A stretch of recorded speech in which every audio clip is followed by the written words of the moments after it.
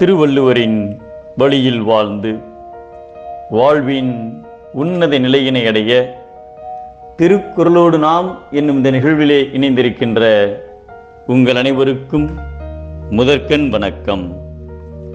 குறள் எண் 822, அதிகாரம் கூடா நட்பு. ஒரு காட்டில் மான் ஒன்று இறந்து கிடந்தது. அதை பார்த்த ஒரு ஓநாய் அதை தானே வயிறு முட்ட சாப்பிட வேண்டும் என்ற பேராசையில் அவசரமாக சாப்பிட ஆரம்பித்தது. அப்போது சிறிய எலும்பு ஒன்று ஓநாயின் தொண்டையில் சிக்கிக்கொண்டது. அதனால் வலி அதிகமாகி ஓநாய் துடிதுடித்தது.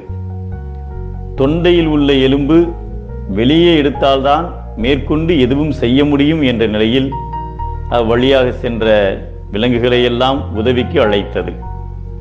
அந்த விலங்குகளிடம், என் தொண்டையில் சிக்கியிருக்கும் எலும்பை வெளியே எடுத்து விடுங்கள், நான் உங்களுக்கு விலை மதிப்பில்லாத பொருளை பரிசாக தருகிறேன் என்று ஆசை வார்த்தை காட்டியது. ஆனால் ஓநாயின் கெட்ட குணத்தை அறிந்த விலங்குகள், உன்னுடைய குணம் எங்களுக்கு தெரியாதா? நன்றாக அவதிப்பட்டால்தான் உனக்கு அறிவு வரும் என்று சொல்லிவிட்டு சென்றன. எந்த விலங்கும் அதற்கு உதவி செய்ய முன்வரவில்லை. கடைசியாக ஒரு நாரை அவ்வழியாக வந்தது. அதற்கு நீண்ட அலகு இருந்ததால் தன் வாய்க்குள் இலகுவாக நுழைத்து சிக்கியிருக்கும் எலும்பை வெளியே எடுத்துவிடும் என்று கணக்கு போட்டது ஓநாய். உடனே நாரையின் காலில் விழுந்து, நாரையே, தயவு செய்து எனது தொண்டையில் சிக்கியிருக்கும் எலும்பை எடுத்துவிடு, நான் உனக்கு விலைமதிப்பற்ற பரிசு தருகிறேன் என்று அழுது கெஞ்சியது ஓநாய். நாரையும் இறக்கப்பட்டு ஓநாயின் வாய்க்குள் கழுத்தை நுழைத்து எலும்பை வெளியே எடுத்தது.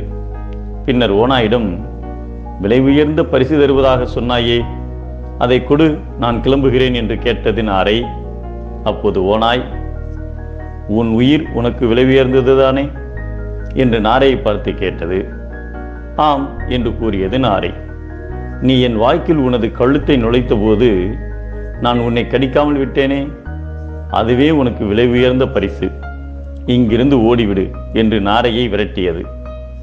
தகுதியானவர்களுக்கு மட்டுமே உதவி செய்ய வேண்டும் என்பதை புரிந்து கொண்டு கவலையுடன் அங்கிருந்து பறந்து சென்றது நாரை.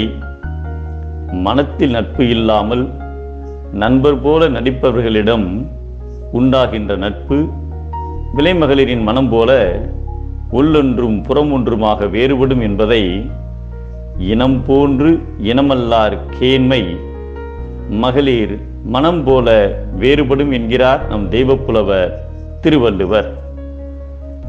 நடிக்கும் நட்பு கூடா நட்பு, துடிக்கும் நட்பே நல்ல நட்பு.